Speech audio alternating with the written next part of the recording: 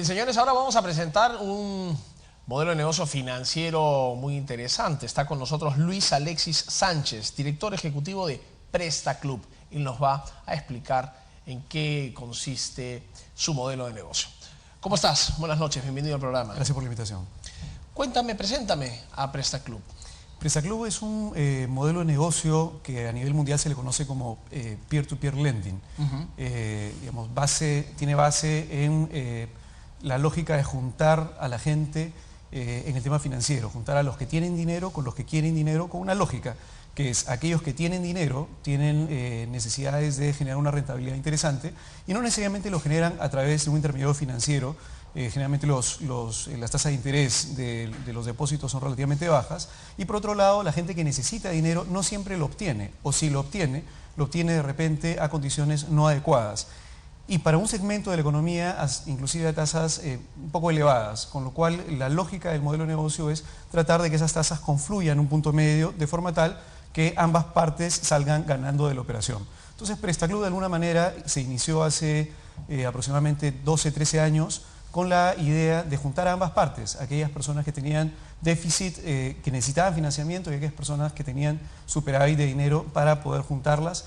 Tomamos el modelo del mercado de capitales, iniciamos con subastas holandesas, digamos una forma de que la gente pudiera obtener las mejores tasas posibles, pero el modelo fue variando en el tiempo. Ahora el modelo parte de que solamente los fondos de inversiones administrados por sociedades administradoras de fondos de inversiones son los únicos que pueden hacer la compra del financiamiento. Y digo compra del financiamiento porque en realidad lo que se hace no es un préstamo, sino se hace una compra de un título de valor.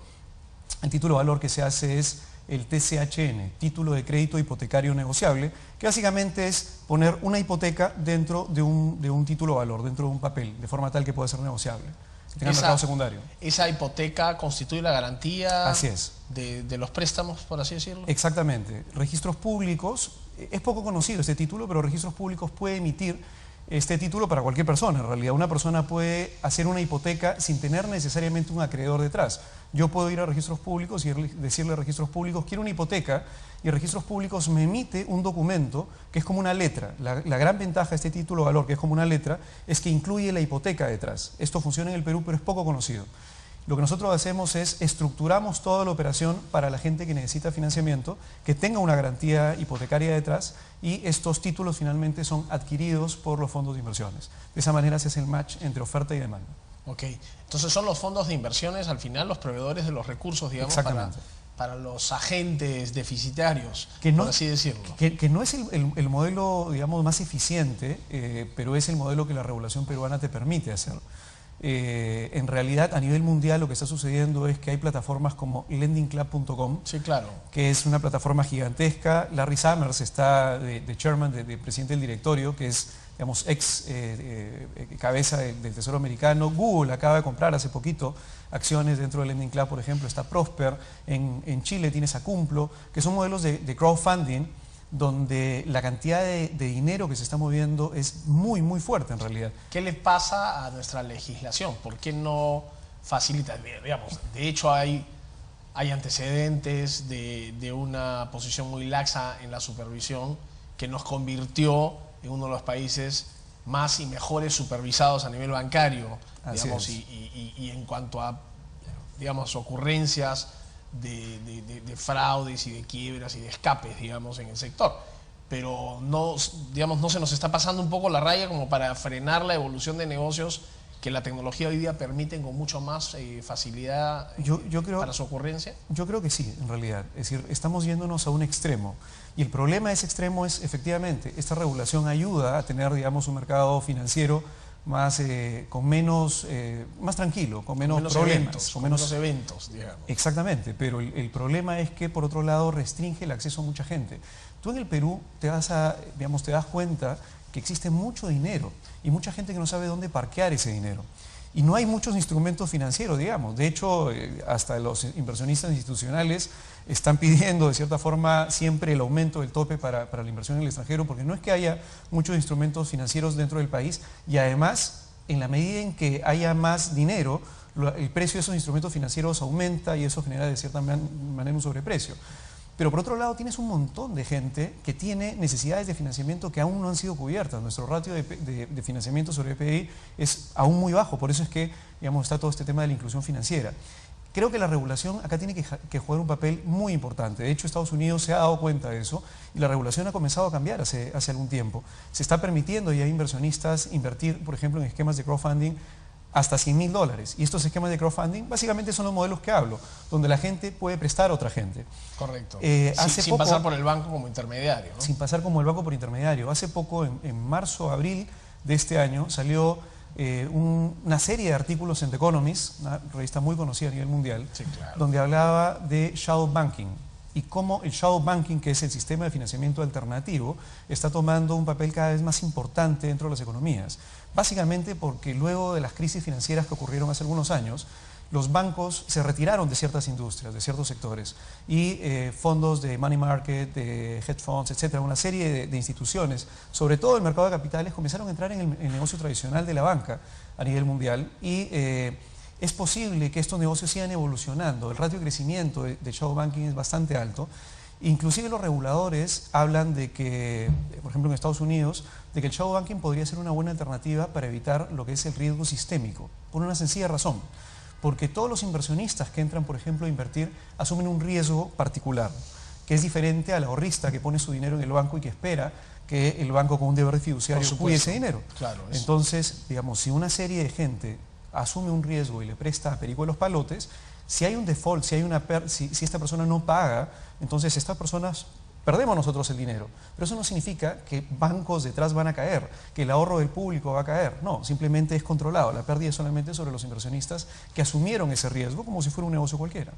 Claro, de hecho se necesita una dosis de madurez que quizá todavía no tenemos para desarrollar, digamos, como debe ser toda esta industria de crowdfunding, pero la ley juega mucho, ¿no? El papel digamos, de la ley es una limitante fundamental para siquiera que surjan propuestas, ¿no? El mercado mismo irá aprendiendo y se irán corrigiendo por sí solo, digamos, las variables que te sacan del mercado, ¿no? El que recibió un préstamo y no lo paga, bueno, no será pues sujeto de crédito nunca más y ese mercado sabrá castigarlo. Claro. Por condiciones de mercado, no porque la ley lo sancione, ¿no? Claro, el problema, ¿sabes cuál es? El problema es que hay mucha gente que pudiera entrar eventualmente al mercado, porque puede tener algún tipo de garantía o sin tener garantía puede ser interesante para algún tipo de inversionista. El problema es que al esta gran masa de gente no acceder a financiamiento, simplemente perdemos competitividad, por una sencilla razón. Voy a poner un ejemplo bien sencillo. Los startups. Guaira, por ejemplo, acá es una de las entidades, digamos, que ayuda con financiamiento para que surjan startups. No es que haya muchas, cada vez hay más, digamos, inversionistas ángeles y cada vez más gente, digamos, tratando de entrar en ese segmento, pero otros países están mucho más desarrollados y plataformas de crowdfunding, por ejemplo, ayudan a que startups salgan con proyectos, digamos, porque obtienen el financiamiento. ¿Qué es lo que está sucediendo? La gran ventaja de los startups es que se permite errar. Tú puedes, digamos, no hay ningún problema finalmente en que un startup quiebre, porque es la lógica de los startups. Hay probablemente 9, 8 de cada 10 podían quebrar y eso se sabe de antemano.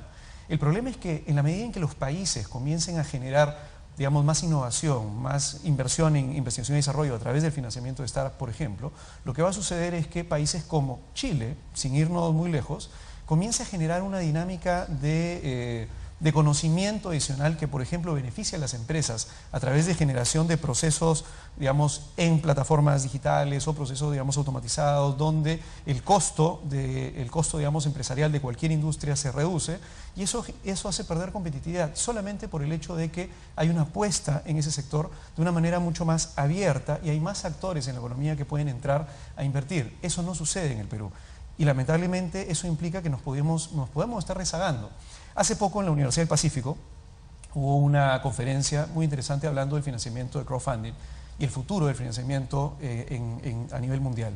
Hubieron invitados de Italia, de Argentina, de diferentes países, y había un invitado italiano, que es la regulación que más ha crecido en el tema de crowdfunding, que hablaba de que el crowdfunding en Italia ya es permitido, inclusive el crowdfunding de equity. digamos, que una persona puede invertir en acciones dentro de una empresa a través de una plataforma, y esto está generando un dinamismo en la economía bastante interesante. Claro, listas tu proyecto y el que quiere se sube. Exactamente. Digamos, ¿no? Con los riesgos que supone, pero también con las recompensas que puede esto generar, ¿no? Y hay un tema adicional que impacta directamente la economía y que creo que es importante decirlo, que es el empleo. Las empresas grandes tienen un ratio de crecimiento, de absorción de empleo relativamente pequeña, porque ya están en su madurez. Son las empresas pequeñas, los nuevos negocios, los que tienen un ratio de crecimiento, de absorción de empleo mucho más grande. Sin duda. Si hubiera, digamos, todos los años una apertura de microempresas que luego se puedan convertir en empresas medianas y grandes, y hubiera una masa interesante, la cantidad de absorción de masa empleable, de gente que sale recién, sobre todo con el bono demográfico que tenemos, pudiera ser tremenda. Y eso es parte de lo que tenemos que apostar. Sin duda, es una iniciativa, pero como estamos comentando, ¿no? Una buena iniciativa, pero mientras la ley no lo permita, va a estar ahí entrampada, encapsulada en su propio potencial, limitada por estas paredes legales, ¿no? Que a veces son las grandes trabas. Pero bueno, tiempo al tiempo. ¿Cuál es el volumen de negocio que están teniendo localmente? ¿Cuánto han colocado a través de este único recurso de hipoteca vía registros públicos, como lo has mencionado? Estamos más o menos colocando, o ayudamos a colocar, nosotros no colocamos directamente, alrededor de $1 millón mensuales. Es aproximadamente el ritmo que estamos teniendo ahora de hipotecas. Son aproximadamente 100 hipotecas en promedio que estamos estructurando al mes. El monto promedio aproximadamente son 30.000 soles. Este es el monto promedio. ¿Y el perfil del beneficiario es, digamos, es un independiente, es un comerciante? Digamos, y si tuvieras que estar compitiendo, digamos, estarías compitiendo contra una caja que le presta a un pequeño empresario, en el sector de microfinanzas. ¿Por dónde estaría, digamos, tu perfil de competidor? A ver, más del 50% de la gente que entra dentro del sistema está en rojo en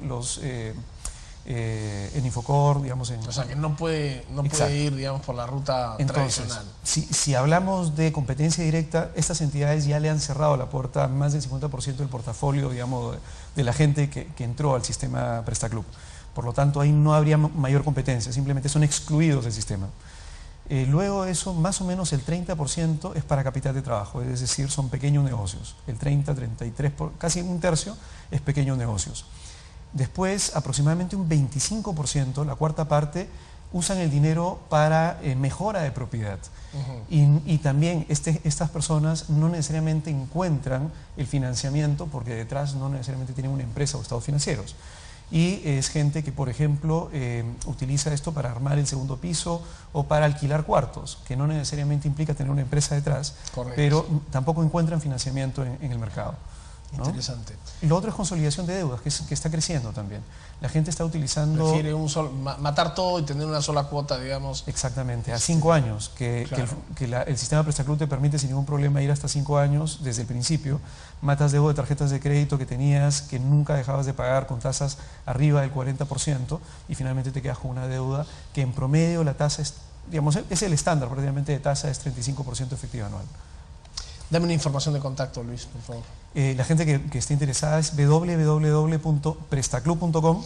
El teléfono es el 202-1500. La central telefónica atendemos de lunes a viernes de 8 de la mañana en la central hasta las 10 de la noche, y sábados y domingos también estamos atendiendo de 8 de la mañana de 10 de la mañana a 10 de la noche. Tenemos también un local que atiende de lunes a domingo en el Centro Comercial Real Plaza de Pro, en el Cono Norte. Ok, excelente. Muchísimas gracias por venir a anunciar este nuevo modelo de negocio. Muchísimas gracias a ti por la invitación. Luis Alexis Sánchez, director ejecutivo de PrestaClub, estuvo con nosotros presentándonos esta alternativa en el mercado, una forma diferente de generar oportunidades de colocación de recursos para excedentarios que están buscando una rentabilidad en el mercado, para gente que necesita endeudarse. Nosotros, señores, volvemos tras la pausa. No se muevan.